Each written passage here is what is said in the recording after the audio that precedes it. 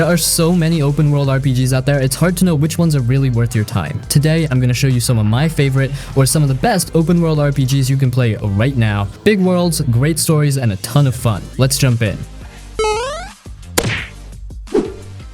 Fallout New Vegas. Fallout New Vegas is one of those open world RPGs that's rough around the edges, yeah, but man, it gets it. Like, it understands what makes open worlds fun, freedom, chaos, consequences, and choices that actually matter. This game lets you be whoever you want, do whatever you want, and screw over whoever you want, all in a dry, broken, post-nuclear wasteland that somehow still feels alive. The world is dusty, grimy, janky as hell sometimes, but it's got character. You're in the Mojave Wasteland, wandering through dried out towns, radioactive caves, rundown casinos, robot-controlled military camps. It's ugly, but it's real. Every place has a story, every person has an opinion, and they remember what you do. You side with one faction, you piss off another. You help someone now, they might back you up later. Or stab you in the back. Depends how you play. What makes New Vegas special is the freedom in how you shape the world. There are like 4 major factions: NCR, Caesar's Legion, Mr. House, and you can even go full solo wildcard style. And every choice you make ripples out. You might think, oh, I'll just do this quest, and 3 hours later you realize that one decision locked you out of a whole storyline. It's messy, but in a good way, like real consequence. Gameplay? It's the same engine as Fallout 3, so it's janky, let's be honest. The combat's kinda clunky, animations are stiff, and bugs? Oh yeah, tons, but somehow it doesn't matter. The writing, the characters, the branching dialogue, the world building, it all carries the game, and if you're on PC, there are mods that clean a lot of that stuff up. Oh, and the tone, it walks that line between serious political drama and dark comedy perfectly. You've got tragic war stories, weird cults, cannibal families running hotels, Elvis impersonator gangs. It's wild, but it never feels forced. It fits the world. Fallout New Vegas ain't pretty, but it's smart, reactive, and full of personality. It trusts the player. It says, here's the wasteland, good luck, and sometimes that's all you need.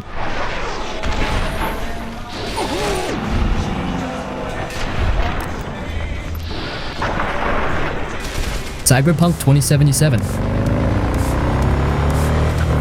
Cyberpunk 2077 drops you into Night City, and right from the start, it hits you with how big and detailed everything is. This isn't just an open world to run through, it actually feels like a place people live in. Streets are packed with noise, ads, lights, and people doing their thing. You'll walk past street vendors, hear music blasting from shops, see gangs hanging around corners. It's a lot, but in a good way. Every time you look around, there's something to catch your eye. You play as V, a merc trying to climb the ranks in the city. The game gives you a lot of freedom in how you build your version of V. You want to sneak around and hack stuff? You can. You want to run in with a shotgun and blow up everything? Go for it. You can even install big robot arms or blades that come out of your wrists. There are tons of ways to play, and that's part of what makes it fun. You get to decide how you want to handle situations. The missions are open-ended too. You can take different paths depending on your skills. Sometimes you'll talk your way through a problem, or maybe find a backdoor and avoid a fight. Other times you'll just go in loud and take everyone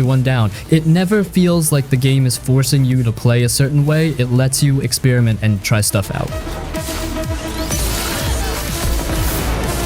The city itself is packed with side quests, jobs, and cool little moments. You've got main story missions that go deep into characters and choices, and then you've got all these gigs on the side, like helping a cop, stealing a car, hunting down dangerous people, or doing weird jobs for strangers. A lot of those side stories are actually really well written and interesting, sometimes even more than the main quest. Just driving around feels good too, especially on a motorcycle. Just riding through the city at night with the lights flashing past you feels awesome. There's also a fast travel system, but honestly, half the time you'll want to just drive and enjoy the view. The city's broken into different areas too, like rich districts, dirty back streets, deserts outside the city, and each one has its own vibe. So yeah, Cyberpunk 2077 is great if you like RPGs with freedom, good action, and a super detailed world. It's not perfect, but the core gameplay and the city itself are seriously fun once you get into it.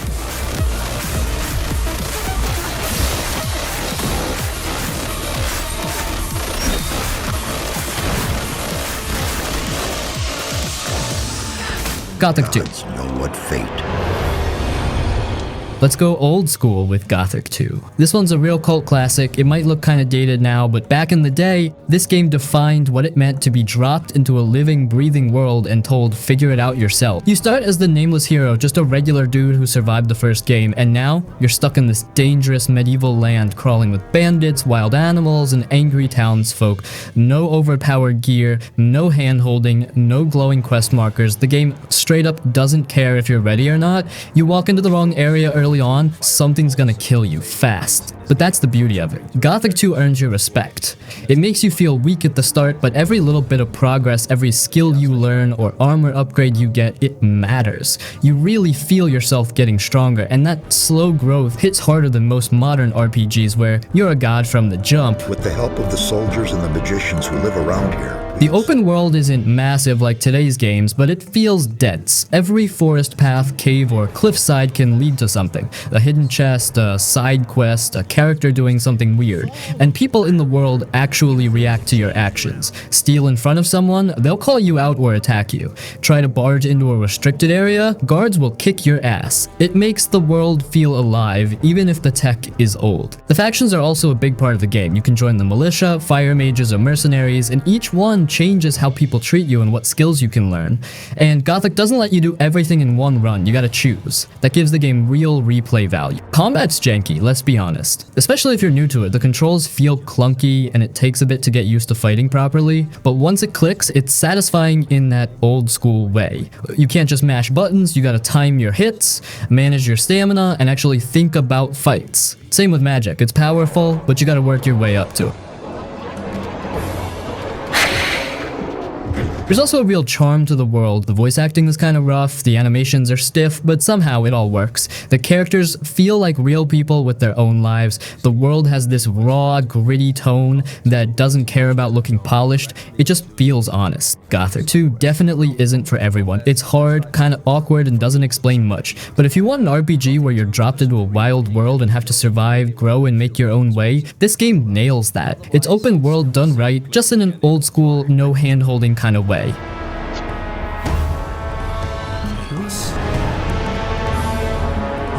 is destined to be a hero. Xenoblade Chronicles.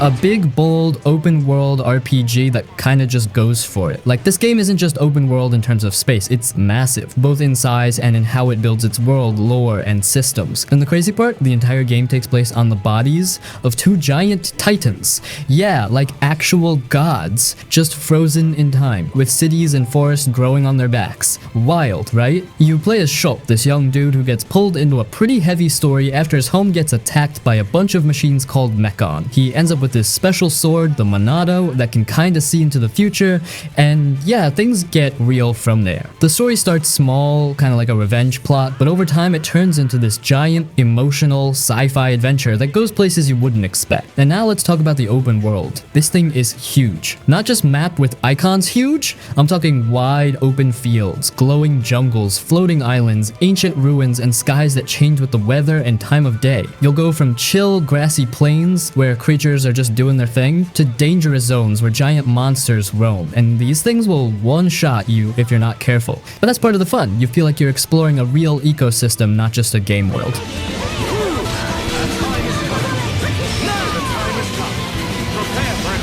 And it's not empty either. There are hundreds of side quests, hidden items, secret locations, optional bosses, and a whole bunch of NPCs with their own schedules. Like, people actually walk around, go to sleep, eat meals.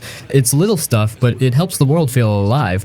Combat's real time with this MMO style twist. You auto attack, but you also use special moves that recharge over time. It's all about positioning, timing, and combos. You control one character and let the other two in your party do their thing, but there's a lot of strategy involved. Plus, the Monado gives Shulk special abilities to counter strong enemies and help your squad. It starts off feeling simple, but the more you play, the more depth it opens up.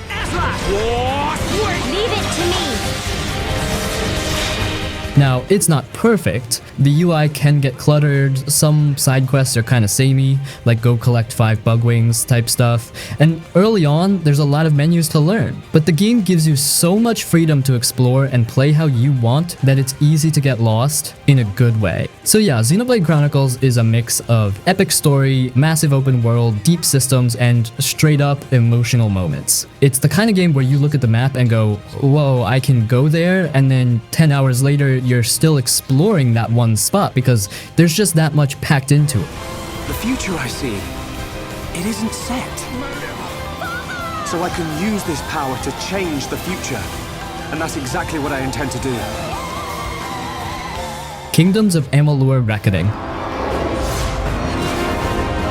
This one's kind of a hidden gem. It came out back in 2012 and honestly flew under a lot of people's radar, but if you're into open world RPGs with fast, smooth combat and tons of loot and quests, this one's got what you're looking for. So first off, you don't start off as anyone important. You're literally a dead body on a pile of corpses. Then boom, you get brought back to life. No memory, no destiny, nothing. But here's the twist. Now that you've come back from the dead, you're off the grid when it comes to fate. Everyone in this world has a fixed destiny, except you. You can change yours. That means you can build your character however you want and the world reacts to the fact that you're different. You can literally reshape the story and change the lives of others, which is kind of cool. The open world is huge, colorful, and packed with stuff to do. It's not dark and gritty like some other RPGs. It's bright, magical, and full of fantasy vibes. You've got forests, caves, swamps, big cities, ancient ruins, all with that classic fantasy feel. There are tons of side quests,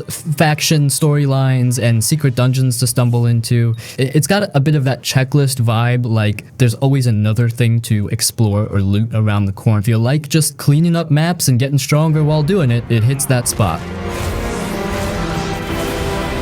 Now, where Amalur really shines is the combat. This ain't a slow, clunky RPG. It plays more like an action game. You've got dodge rolls, combos, magic abilities, and different weapon types like daggers, chakrams, swords, bows, and staffs, and they all feel fast and fun. You can mix and match them too, like go stealthy and then instantly switch to full-blown magic or heavy weapons mid-fight. The flexibility is really what makes the gameplay addictive. And the animations, even now, they still look slick. The leveling system is super open. You've got 3 main paths, might, finesse, and sorcery, and you're not locked into any of them. You can mix all 3 and make your own custom build, and later on you even get these destiny cards that give bonuses depending on how you've spec'd your skills. It's super flexible and really lets you play your way. Now for the flaws, the world looks big and detailed, but it's not always that interactive. NPCs mostly just stand around, and the choices you make in quests don't change much. The story is decent, but it doesn't hit super hard emotionally. It's more about the moment-to-moment fun than some deep personal tale. Also, the game can start to feel repetitive if you're trying to 100% everything, just because there's so much of it. But overall, Kingdoms of Amalur is a super fun open-world RPG that focuses on fast combat, deep customization, and that good old loot and leveled up cycle. If you want something that feels more like a single-player action MMO where you're constantly getting new gear, smashing enemies, and exploring cool fantasy areas, this game delivers.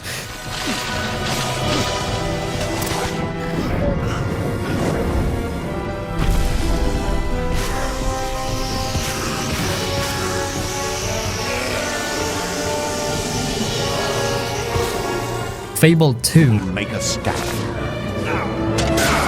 Now this one's got a special kind of charm, man. It's not the biggest open world out there, and it's not super complex or deep like some other RPGs on this list, but it's fun, it's stylish, and it's got heart. It's the kind of game that doesn't take itself too seriously, but still gives you that full open world RPG experience, choices, quests, powers, and a world that actually changes based on what you do. You play as a kid in the beginning, just a nobody on the streets living with your sister, then something tragic happens, and years later you're grown up and on a path for revenge. But how you get there is totally up to you. You can be a hero, a total jerk, or something in between. And yeah, the game remembers. People in towns react to your choices. If you're evil, they're scared of you. If you're nice, they love you. You can literally buy every house in the game, become a landlord, get married, have kids, or just go around farting in public. The game lets you mess around. The world isn't massive, but it's broken into cool, handcrafted areas that are full of personality. You've got spooky forests, peaceful farms, shady towns, castle medieval ruins, it's not just copy-pasted terrain. Each spot feels like it has a story, and as you move through the game, you'll see the world change. Like, if you choose to develop an area, it becomes modern and rich. If you ignore it, it might stay poor and rough-looking. That kind of stuff really sticks with you. Combat is simple, but it feels good. You've got melee, ranged, and magic, and you can mix them on the fly. It's not super deep, but the way your character grows over time is really cool. You'll see your hero physically change depending on your choices. Eat too much, you get chunky. Use a lot of magic, your hands glow. Be evil, you grow horns. Be good, you get a halo. It's goofy, but it gives you that RPG feeling in a more visual, fun way. So yeah, Fable 2 is like the cozy, slightly weird fantasy RPG you didn't know you needed. Not the most epic or the most polished, but full of charm, freedom, and memorable moments. Definitely worth visiting if you want something light, playful, but still packed with choices and adventure. Be feared, worshipped, be mocked, be loved. Witcher 3. Of love and light. This is the open world RPG that changed the game for a lot of people. It's huge, yeah, but it's not just big for the sake of it. Every area feels like it matters. Every quest feels like it was written by an actual human, not just thrown in. And the world? It's dark, detailed, and full of life, even if a lot of that life wants to kill you. But you play as Geralt of Rivia, a monster hunter for hire, kinda like a medieval bounty hunter with magic. He's not a chosen one or some fresh-faced hero. He's grumpy, experienced, and honestly just trying to get paid and find the girl he sees as his daughter. What makes Geralt cool is that he already knows the world. You're not building a character from scratch, you're stepping into the boots of someone who's been around, and that makes the writing feel way more natural. The world is split into a few giant areas: Velen, Novigrad, Skellige, and more, and they're packed. Forests, cities, villages, swamps, mountains, islands, you name it. You're constantly running into weird stuff off the path. One minute you're hunting a werewolf, the next you're helping a ghost get closure or dealing with some dude who made a deal with a demon and now regrets it. And the crazy part, even the smallest side quests are well written. They're not just fetch quests. Most of them have twists or emotional beats that hit harder than you'd expect. Combat's solid, not perfect. You've got swords, signs, which are like little spells, bombs, oils, potions, and you'll need to prep before fights. Like, if you're going after a vampire, you better read about it and bring the right tools. It's not just hack and slash. It rewards planning. And the choices? Yeah, they matter. Not in a flashy good versus evil kind of way, but in a more realistic sense. You might make a decision thinking it's the right one and later find out you screwed someone over without meaning to. The game doesn't hold your hand. It trusts you to deal with the mess. That's what makes the world feel real. So yeah, The Witcher 3 is that rare game where everything just clicks. Story, world, characters, quests, it all works together. It's the kind of game you think about even after you finish it, not just because of what happened, but because of how you played it. And for open world RPGs, that's the gold standard.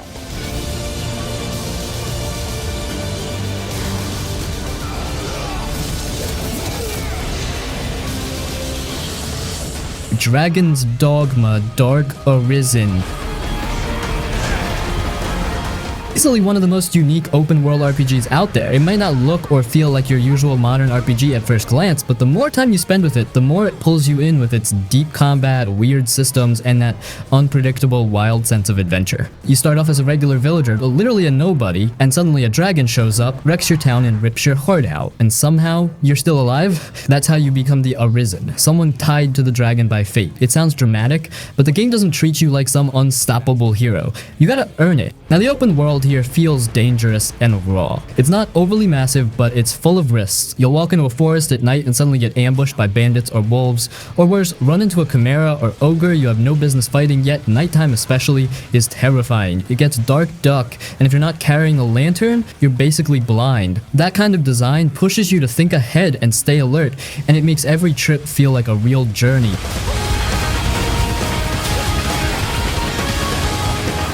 Where Dragon's Dogma really stands out is the combat. It's fast, responsive, and surprisingly deep. You've got climbing mechanics that let you grab onto huge enemies like ogres or griffins and stab them in weak spots while they're flying or thrashing around. Different classes like fighter, strider, mage, etc. play completely differently, and you can switch between them as you level up. Whether you're using swords, bows, or magic, it all feels satisfying, kind of like a mix between Dark Souls and Monster Hunter, with a bit of Devil May Cry energy in how flashy some moves are.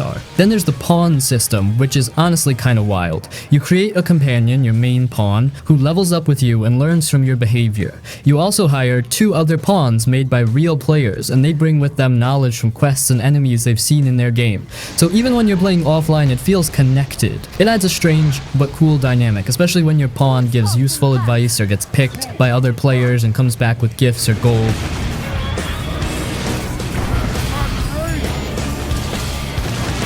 Story-wise, it's kind of light on cutscenes and heavy exposition, especially early on. A lot of it is left vague or hidden in dialogue and lore, but toward the end, and especially in the Dark Arisen expansion, it dives into some surprisingly deep stuff. The final act and post-game areas like Bitter Black Isle are dark, intense, and packed with tough enemies and rare loot.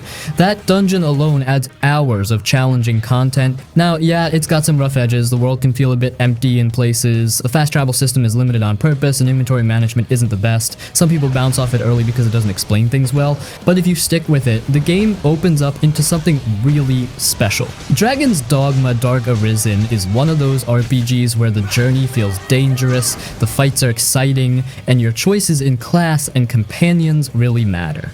It doesn't hold your hand, and that's kind of the point. It wants you to learn by doing, and in a way that makes your victories feel even more earned.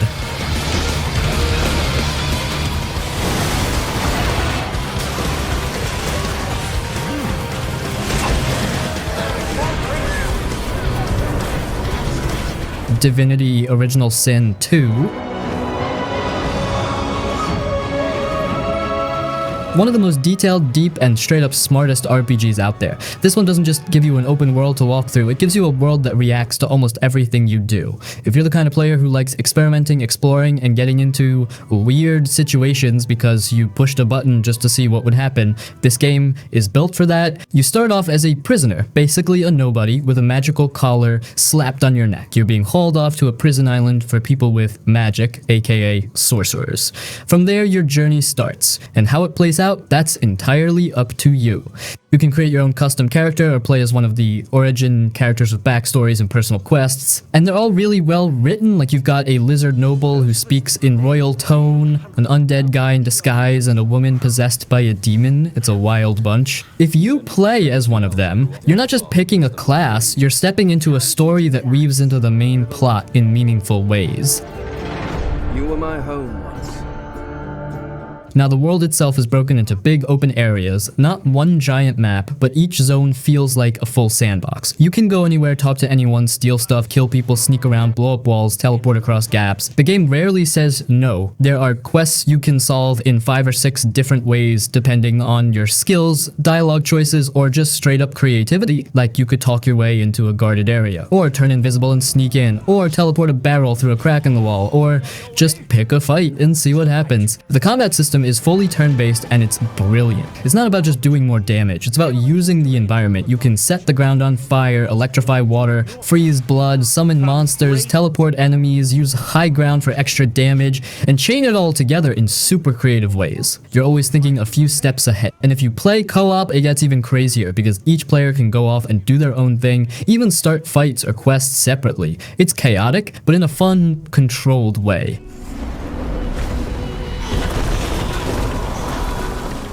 Leveling up gives you a lot of freedom. You're not stuck in a box, you can mix magic, weapons, rogue skills, summoning, necromancy, whatever. And if you mess up, you can respec later. It's all about building the team you want. Now, fair warning, Divinity 2 is deep. It's a slower paced, more text-heavy game compared to your usual action RPG. If you're just looking for fast combat or big flashy cutscenes, this ain't it. But if you want an RPG that rewards thinking, exploring, and role-playing your way through every situation, it's top tier. We can do it together. But when we reach that summit, only one of us can be divided.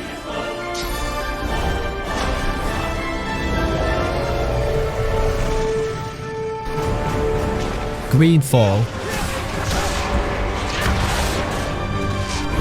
Now, a game that might not have the biggest budget or flashiest graphics, but it absolutely delivers when it comes to story, world building, and that good old school RPG feeling. You play as De Sardet, a noble from a powerful merchant family, and your mission is to travel to a mysterious island called Tir Freydi. The island is full of magic, strange creatures, and local tribes, and it also holds the possible cure for a deadly disease that's wiping out your homeland. So yeah, the stakes are high, but the cool part is how you deal with everything on the island is completely up to you. The world itself is open, but it's more like a bunch of big zones instead of one seamless map. That actually works in its favor. Each area is packed with quests, secrets, and detailed environments. You'll explore forests, villages, ruins, and big cities, and each place feels handcrafted. The game gives off a strong 17th century colonial fantasy vibe, muskets, swords, old school diplomacy, and a lot of tension between the different factions. And factions are a big deal in GreedFall. You've got different groups like religious fanatics, science-based scholars, merchant guilds, and native tribes, all with their own goals, problems, and politics. You'll constantly find yourself stuck in the middle of their drama, and the choices you make can push things in completely different directions. You might help one side and piss off another, and sometimes you won't even realize the full impact of your choice until hours later. Combat is a mix of melee, ranged weapons, magic, and traps. It's not super deep, but it's fun and flexible. You can pause mid-fight to switch strategies, use magic abilities, or throw bombs. You can spec into whatever playstyle you like. Tank, mage, rogue, mix of everything, and even respec later if you want to try something new. One thing GreedFall really nails is the companions. You'll build a team as you travel, and each character has their own backstory, personality, and loyalty. Some will agree with your choices, others might argue or even leave if you push them too far. And yeah, there's romance too if you're into that.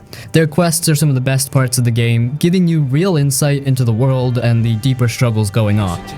I'm here. Pull yourself together. We didn't want this fight.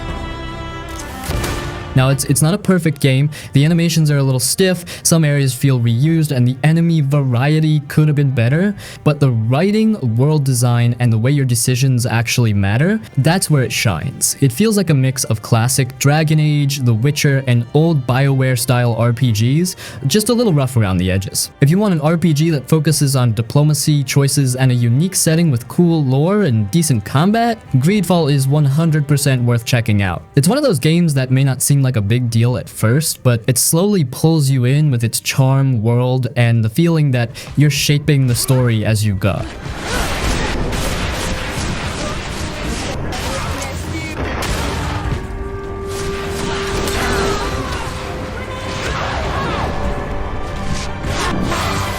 Outward. A super unique open world RPG that's all about survival, exploration, and just figuring things out on your own. This isn't one of those games where you're the chosen one or some powerful hero right from the start. Nope. In Outward, you're just a regular person trying to survive in a dangerous, unforgiving world. And honestly, that's what makes it so cool. You start off in debt, literally, like you wake up in your shack and the town is about to kick you out unless you pay what you owe. There's no epic intro cutscene, no tutorial holding your hand, you just kinda go, alright, guess I better get some gear and start grinding. From there you head out into the world, and it's brutal in the best way. This game throws stuff at you that most RPGs don't even bother with. You have to eat, drink, sleep, stay warm or cool depending on the weather, avoid disease, patch up wounds, and deal with all kinds of status effects. If you're out in the wild and get wet, you might freeze. If you eat raw meat, you could get sick. It turns even basic travel into a real journey, and that gives everything weight. Just walking to a new town can take planning. What gear you bring, what food you pack, if you've got a tent or not. The combat is slow and tactical. It's not flashy or super smooth like in action RPGs, but it makes you think. You can't just button mash. You have to watch stamina, time your dodges, use traps, buffs, and learn enemy patterns. Magic is powerful, but takes a lot of effort to unlock. You literally have to go to a specific place and perform a ritual to even start using it. Again, nothing is just handed to you here. Now, the open world is big and beautiful, but it's also dangerous. The world's split into several large regions, each with its own environments, dungeons, and threats, paths, no level scaling, no easy fast travel. If you go somewhere too early, you'll get destroyed, but that makes exploring feel real. You're not just going place to place checking boxes, you're surviving, planning, and discovering things at your own pace. What's really wild about Outward is how it handles failure. You can't just reload a save after dying. Instead, the game throws you into a defeat scenario. You might get captured by bandits and have to escape their camp, or someone might rescue you and drop you off far away. It makes every fight, every choice feel important because there are real consequences. Outward is for players who like to struggle. It doesn't try to make things easy, but when you survive a hard journey, beat a tough dungeon, or finally get your hands on good gear, it feels earned. It's one of the most unique RPGs out there, and if you're down for something slower, tougher, and super rewarding, this one's worth digging into.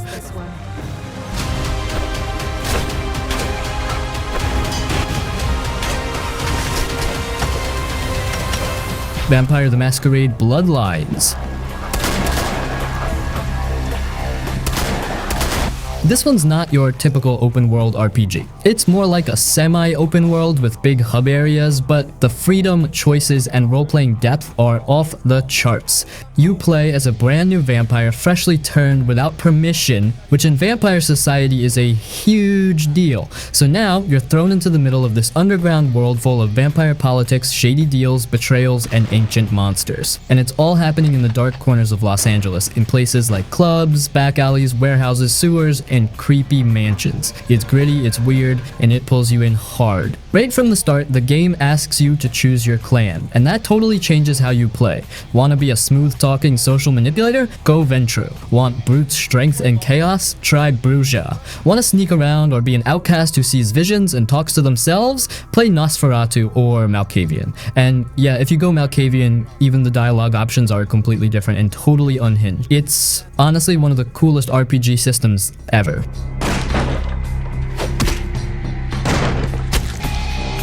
The game world isn't one giant open space, but it's split into big hub areas you can travel between, like Santa Monica, downtown, Hollywood, and Chinatown. Each one is packed with quests, characters, secrets, and a ton of personality. And here's the thing, how you solve problems is up to you. You can use persuasion, hacking, sneaking, fighting, or even blood powers. But there are often 5 or 6 ways to handle a quest, and the game never forces you down just one path. And man, the atmosphere is top tier. The soundtrack is moody and dark, the voice acting is weirdly amazing for a game from 2004, and the characters you meet, even the side ones, are super memorable. Like, there are quests in this game that people still talk about today. That Haunted Mansion quest? Still creepy. The club scene's still stylish, the whole vibe is just cool in that grimy early 2000s goth punk way.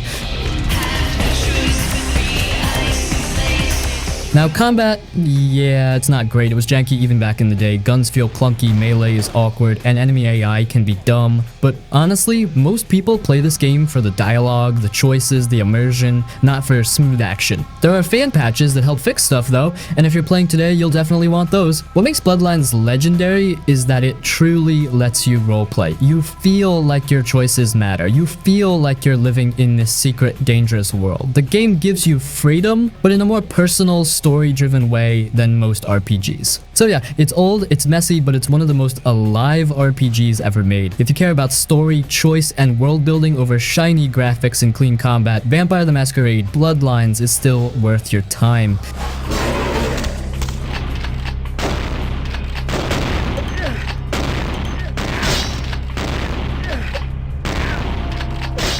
Final Fantasy VII Rebirth.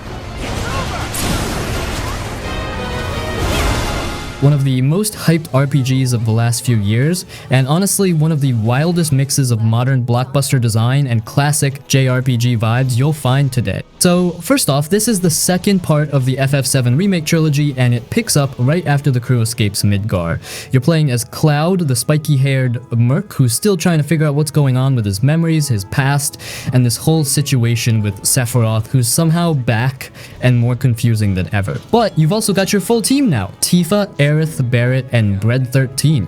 And as the story goes on, you even meet more playable characters like Yuffie and Kate Sith. It's a stacked lineup. But let's talk about the open world, because yeah, this is where Rebirth really goes all out. The game opens up in a big way. You're exploring full zones that look like something out of a high-end movie. Forests, coastlines, mountain paths, towns with personality. Each area feels handcrafted, and it's all connected by chocobo travel, vehicles, and side activities. It's not quite go anywhere anytime open world, but it's way more open than the first game, and honestly, it feels great.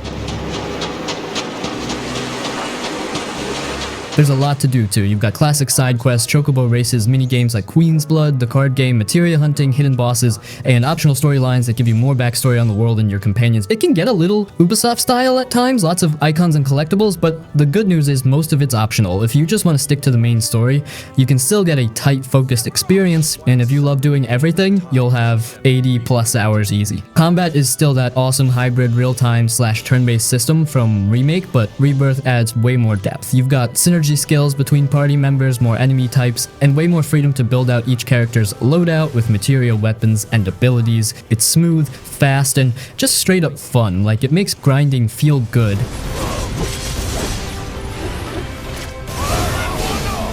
Now the story, man, it's both faithful and totally not faithful to the original. If you played the old FF7, you'll recognize key moments, but the writers have definitely gone a new direction. Some of it is bold, some of it confusing, and yeah, there's a lot of mystery stuff with alternate timelines or realities or whatever, but the heart of the story, Cloud's identity, the group's bond, the conflict with Sephiroth, it's all still there, just with more depth and emotion. Visually, it's gorgeous. Some of the best character models, environments, and animations you'll see in any RPG today. And the cutscenes? Straight up cinema. Square Enix always goes hard with presentation, and Rebirth is no exception. Now here's the thing, it's not perfect. There's a bit of open world bloat, some quests are forgettable, and it can be a lot to follow, especially if you're not deep into Final Fantasy lore. Plus, it's only part 2 of a trilogy, so don't expect full closure.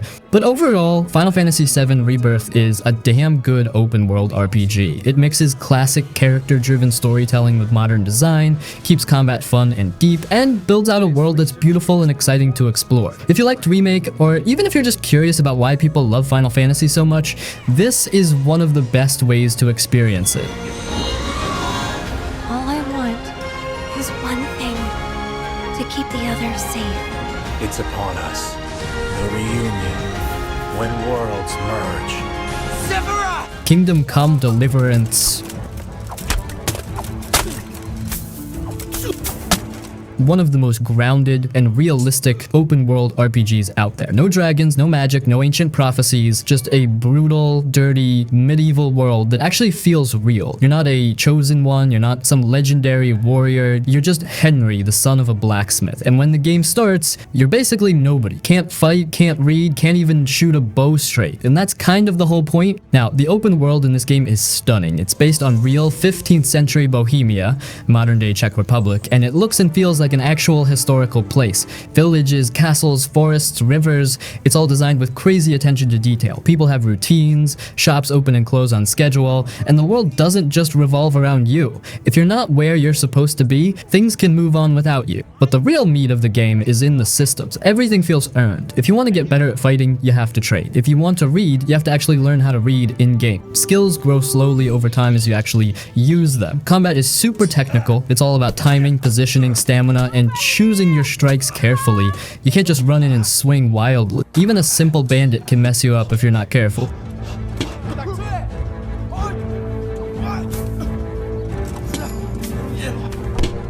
And yeah, this game is hard at first. It doesn't hold your hand, there's no magic fast travel unless you unlock it later, no big glowing markers telling you where to go.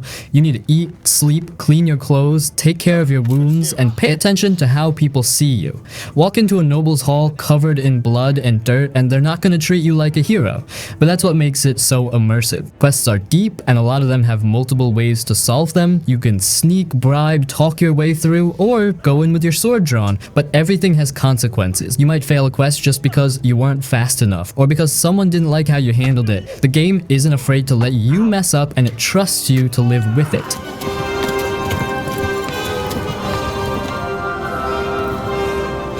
Now, yeah, there are rough edges. The game had a buggy launch, and while it's much better now, it can still be a little clunky. The save system is weird, you need a special drink to save manually, the UI takes getting used to, and sometimes it can feel slow. But if you're into deep, realistic role-playing in a world that doesn't treat you like the center of the universe, Kingdom Come Deliverance hits different. It's one of those games that really sticks with you, especially once you start leveling up and making a name for yourself. You'll go from a scared peasant who can barely swing a sword to a full-blown knight, but you'll remember every step of how you got there.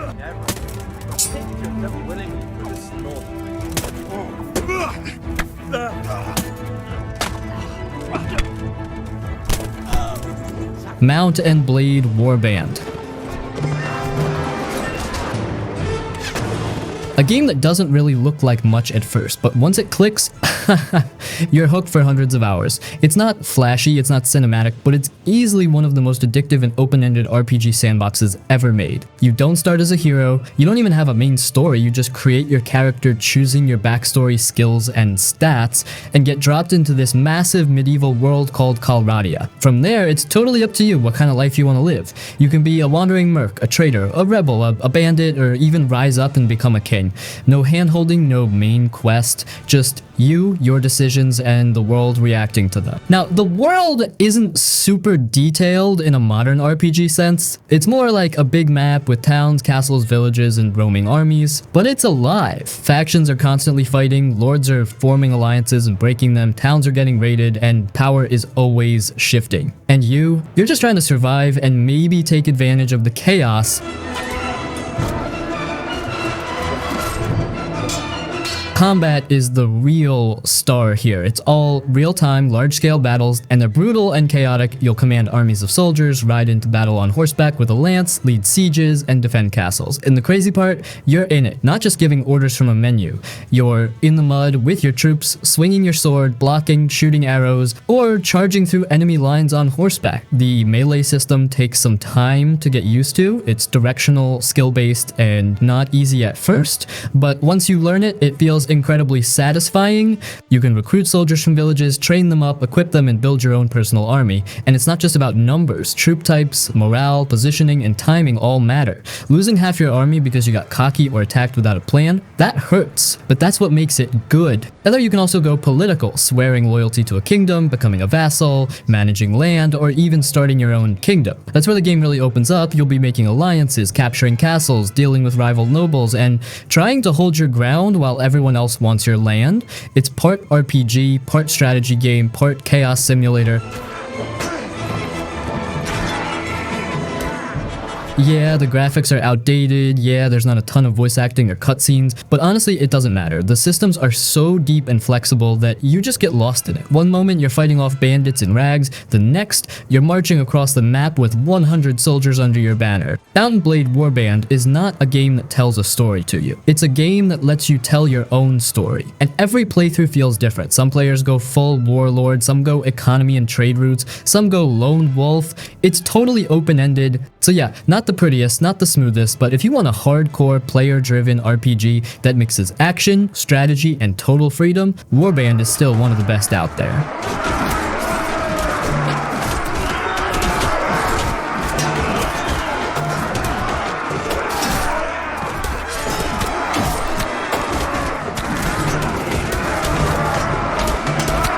Pillars of Eternity. It's something else. So you play as a watcher, someone who can see into people's souls and even glimpse their past lives. Pretty wild power, but it comes with a cost. Visions, dreams, and a bunch of heavy stuff you didn't exactly sign up for. You're dropped into this dark, grounded fantasy world where souls and reincarnation are basically the center of everything, and your journey becomes less about saving the world and more about figuring out what the hell happened to you and how to stop going insane.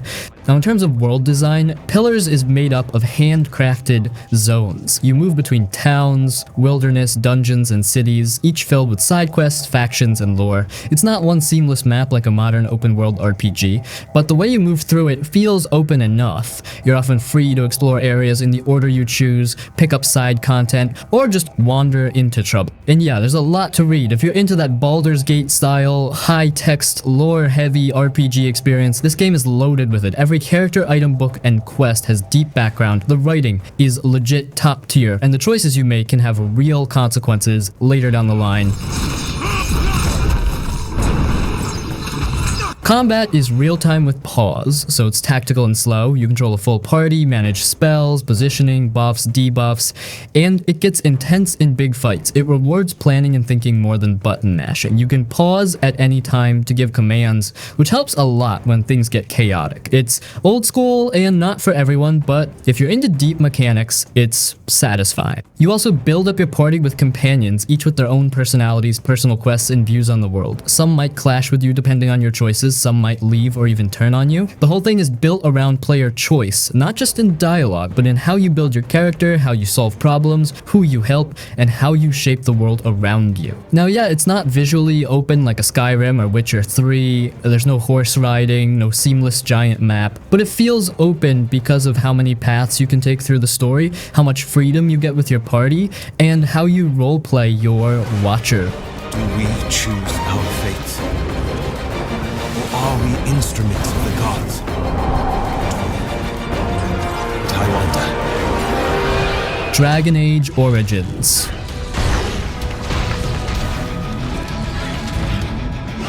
You play as a Grey Warden, part of an ancient order meant to stop these monsters called the Darkspawn, who are basically corrupt demon things coming up from underground to wipe out humanity. But here's where it gets interesting. The way your story begins actually depends on the race and background you pick. There are 6 different origin stories, like being a noble, a mage, an elf servant, a dwarf commoner, and each one changes how people treat you and how your story plays out. It's called Origins for a reason. The world of Ferelden isn't fully open, you don't walk seamlessly from place to place, but it's split into large hub areas and you decide the order you visit them. Need allies to stop the coming war? You can go to the dwarves in Orzammar, the mages in the Circle Tower, the elves in the forest, or even deal with werewolves and political drama. Each zone is basically its own mini RPG, packed with branching paths, side quests, and moral choices that really matter. And those choices, they're not just flavor. They can totally shift the story. Characters live or die, factions support you or turn against you. You can solve quests through violence, charm, lies, or logic, and the game reacts to what kind of person you're becoming. Even in the final mission, who shows up to fight with you depends on the decisions you made throughout the game. It's that kind of player-driven storytelling that BioWare used to be kings of. Have changed. They're smart now. They destroyed the Legion. Beware the children. Combat is real-time with pause, where you can command each member of your party, plan out tactics, queue up spells and attacks, and make use of positioning. It's slower than modern action RPGs, but it gives you a lot of control, and on harder difficulties, it really forces you to think. Your companions are a huge part of the experience. Characters like Alistair Morgan and Liliana aren't just there for combat, they have personal quests, opinions on your choices, and full-on relationship systems. You can befriend them, romance them, or even turn them against you, and they'll call you out if they don't like what you're doing. That party banter, those tough loyalty moments, that's where Dragon Age really shines. The game's got a darker tone than a lot of fantasy RPGs too. It's gritty, political, and not afraid to deal with tough stuff, like corruption, betrayal, or wiping out an entire race depending on your choices. But it still gives you freedom to be the kind of hero or anti-hero you want to be. The events at Ostagar still haunt my thoughts, Warden.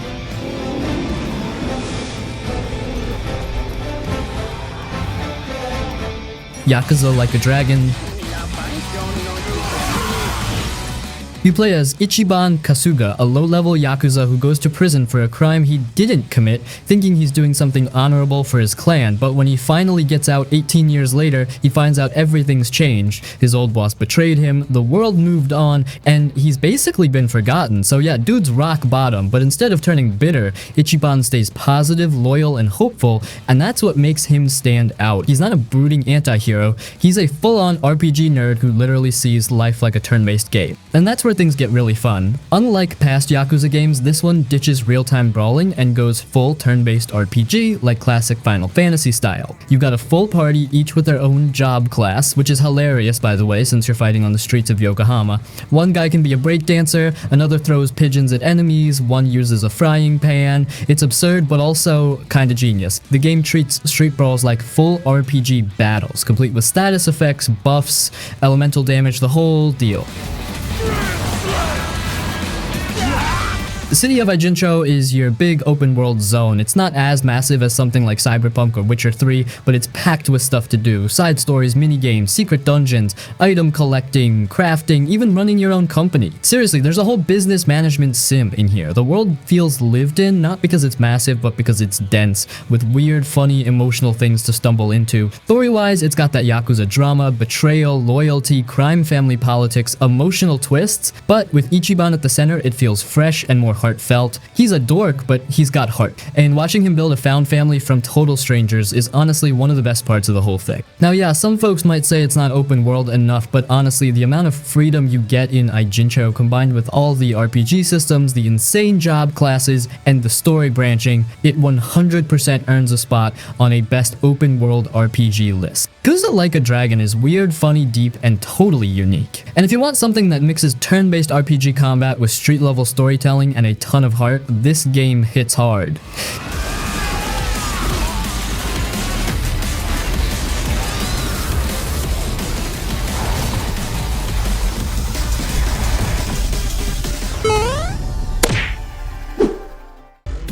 This one's my special!